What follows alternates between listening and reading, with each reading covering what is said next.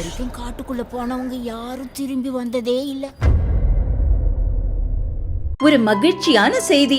இதயம் நல்லெண்ணெயின் விலை லிட்டருக்கு ரூபாய் 105 குறைஞ்சிருக்கு. செப்டம்பர் 2023ல 1 லிட்டர் இதயம் நல்லெண்ணெயின் அதிகபட்ச விலை ரூபாய் 503. ஆனா இப்ப 1 லிட்டர் இதயம் நல்லெண்ணெயின் விலை ரூபாய் 398 மட்டும்தான் தமிழ்நாட்டுல. அப்ப இனிமே எல்லாரும் இதயம் நல்லெண்ணெய் வாங்கலாம் இல்ல? வணக்கம், செய்தி சுருக்கம். அரசியல் கட்சிகளுடன் மீட்டிங், தேர்தல் அதிகாரிகளுக்கு அட்வைஸ்.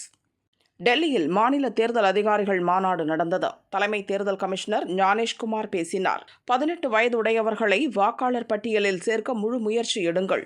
அனைத்து நிலைகளில் உள்ள தேர்தல் அதிகாரிகள், ஊழியர்களுக்கு தேர்தல் தொடர்பான பயிற்சிகள் முறையாக கிடைப்பதை உறுதி செய்ய வேண்டும். தேர்தல் தொடர்பாக அரசியல் கட்சிகளுக்கு சில சந்தேகங்கள் இருக்கலாம். ஆலோசனைகளை கட்சிகளுக்கு வழங்கலாம். அரசியல் கட்சிகளுடன் மாவட்ட, மாநில நிலைகளில் அடிக்கடி ஆலோசனை கூட்டங்களை நடத்தி கட்சிகளின் கருத்துக்களை பெற வேண்டும் என ஞானேஷ்குமார் அறிவுறுத்தினார். மின் நுகர்வோர் எண்ணுடன் ஆதார் இணைப்பது கட்டாயம். தமிழகத்தில் முதல் 100 யூனிட் மின்சாரத்துக்கான கட்டணத்தை அரசே ஏற்றுள்ளது. இந்த மானியம் பெற மின் நுகர்வோர் எண்ணுடன் ஆதார் இணைப்பு கட்டாயம் என சென்ற அக்டோபரில் தமிழக அரசு உத்தரவிட்டது. இதை எதிர்த்து எம்எல் ரவி என்பவர் தாக்கல் செய்த மனுவை சென்னை ஹைகோர்ட் தள்ளுபடி செய்தது. சுப்ரீம் கோர்ட்டில் மேல்முறையீடு செய்தார். மனுவை விசாரித்த சுப்ரீம் கோர்ட் இந்த விவகாரம் தொடர்பாக ஹைகோர்ட்டில் மறு ஆய்வு மனு தாக்கல் செய்ய அறிவுறுத்தியது. அதன்படி மனுதாரர் தாக்கல் செய்த மறு ஆய்வு மனுவும் ஹைகோர்ட்டால் ரத்து செய்யப்பட்டது. இதற்கெதிராக ரவி மீண்டும் சுப்ரீம் கோர்ட்டில் மேல்முறையீட்டு மனு தாக்கல் செய்தார். இந்த மனு நீதிபதிகள் அபய் எஸ் ஓஹா மற்றும் உஜ்ஜல் புயான் அமர்வில் நேற்று மீண்டும் விசாரணைக்கு வந்தது. மின் நுகர்வோர் எண்ணுடன் ஆதார் எண்ணை இணைக்க வேண்டும் என்ற உத்தரவை மாநில அரசு அதன் கொள்கை முடிவாக எடுத்துள்ளது. இதில் கோர்ட் தலையிட விரும்பவில்லை. மனுவை தள்ளுபடி செய்கிறோம் என நீதிபதிகள் உத்தரவிட்டனர். ஐசிசி சாம்பியன்ஸ் ஃபைனலில் நுழைந்தது India. ICC champions trophy cricket தொடரின் முதலாவது அரையிறுதிப் போட்டியில் இந்தியாவும் ஆஸ்திரேலியாவும் இன்று மோதின. டாஸ் வென்ற ஆஸ்திரேலியா பேட்டிங் செய்தது.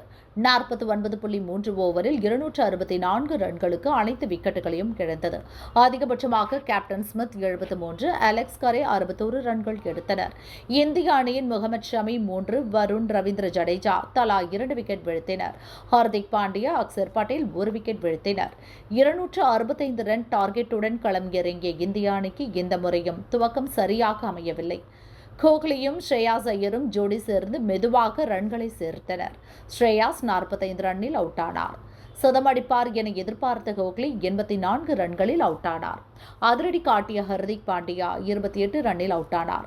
48.1 ஓவரில் KL ராகுல் சிக்ஸர் அடித்து இந்திய அணியின் வெற்றியை உறுதி செய்தார். 267 ரன்கள் எடுத்து 4 விக்கெட் வித்தியாசத்தில் இந்திய அணி வெற்றி பெற்றது. KL ராகுல் 42 ரன்களுடனும் ஜடேஜா 2 ரன்களுடனும் அவுட் ஆகாமல் இருந்தனர். நாளை லாகூரில் நடக்கும் 2வது அரையிறுதியில் தென்னாப்பிரிக்கா மற்றும் நியூசிலாந்து மோதுகின்றன. இதில் வெற்றி பெறும் அணி 9ஆம் தேதி துபாயில் நடக்கும் ஃபைனலில் இந்தியாவுடன் மோதும். 2023 உலகக்கோப்பை கிரிக்கெட் தொடரில் இந்திய அணி ஆஸ்திரேலியாவிடம் வீழ்ந்தது. இன்றைய வெற்றி மூலம் பழி தீர்த்துக் கொண்டதாக ரசிகர்கள் பட்டாசு வெடித்து கொண்டாடி வருகின்றனர். வெயில் தாக்கம் அதிகரிப்பு, சுகாதாரத்துறை வார்னிங். தமிழகத்தில் அடுத்த 4 நாட்களுக்கு வெப்பநிலை அதிகரிக்கும் என வானிலை ஆய்வு மையம் கூறியுள்ளது. இறுக்கமான ஆடைகளை அணியாமல் பருத்தி ஆடைகளை தளர்வாக அணியலாம். குடை, தொப்பி, கையுறை என வெப்பத்திலிருந்து தற்காக்கும் பொருட்களை பயன்படுத்த வேண்டும். முதியோர், நோயாளிகள், குழந்தைகள், கர்ப்பிணியர் முன்னெச்சரிக்கையுடன் இருத்தல் அவசியம். தேவையின்றி வெளியே செல்வதை தவிர்க்கவும். தலைவலி, மயக்கம், தலை சுற்றல் ஏற்பட்டால் மருத்துவரை உடனே அணுக வேண்டுமென பொது சுகாதாரத்துறை வெப்ப பாதிப்புகளை தவிர்ப்பதற்கான வழிகாட்டுதல்களை வெளியிட்டுள்ளது. கோயிலுக்கு எந்த சாதியும் உரிமை கோர முடியாது.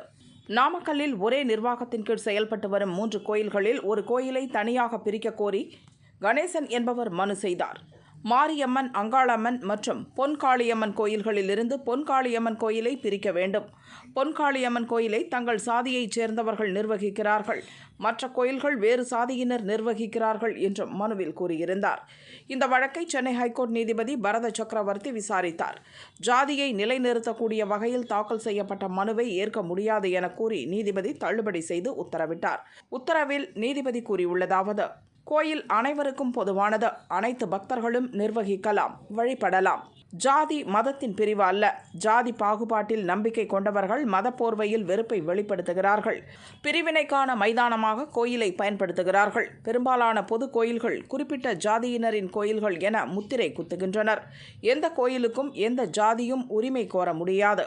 கோயிலை ஜாதி அடிப்படையில் நிர்வகிப்பது மத நடைமுறையும் அல்ல எனவும் நீதிபதி கூறியுள்ளார். லேடி சூப்பர் ஸ்டார் இனி வேண்டாம், நயன்தாரா திடீர் முடிவு.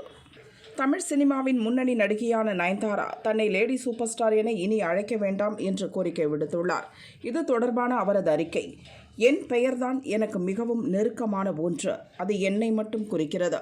நடிகையாக மட்டுமல்ல, ஒரு தனி நபராகவும் என்னை அடையாளப்படுத்துகிறது. பலரும் என்னை லேடி சூப்பர் ஸ்டார் என்று அன்புடன் அழைத்து வாழ்த்தி இருக்கிறீர்கள். உங்கள் பேராதரவால் உருவான இந்த பட்டத்திற்கு நான் மிகவும் கடமைப்பட்டிருக்கிறேன். ஆனால் இனிமேல் என்னை நயன்தாரா என்று அழைக்குமாறு பணிவுடன் கேட்டுக்கொள்கிறேன். இதுபோல பட்டங்கள் மதிப்பு மிக்கவைதான். ஆனால் சில சமயங்களில் அவை நம்மை நம் வேலையிலிருந்து, நம் தொழிலிலிருந்து பிரிக்கும் வகையில் ஒரு பிம்பத்தை உருவாக்கும். அன்பின் மொழி நம்மை எல்லா எல்லைகளையும் கடந்து இணைத்திருக்கிறது. எதிர்காலம் எதை கொண்டு வந்தாலும் உங்கள் ஆதரவு என்றும் மாறாது என்பதை தெரிந்து கொள்வதில் எனக்கு பேரானந்தம். சினிமாதான் நம்மை ஒன்றாக இணைக்கிறது. அதை நாம் எல்லோரும் சேர்ந்து கொண்டாடிக்கொண்டே போகலாம் என நயன்தாரா கூறியுள்ளார். 2 நாளாக பூட்டி கிடந்த வீடு. பிரபல பாடகி கல்பனாவை போலீஸ் மீட்ட காட்சிகள்.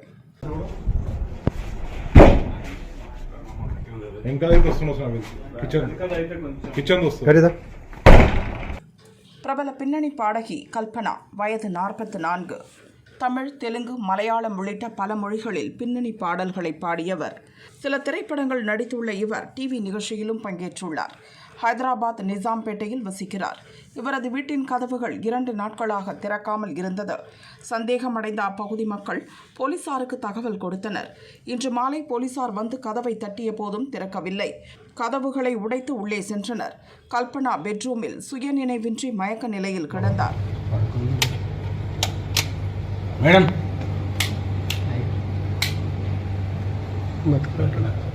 மேடம்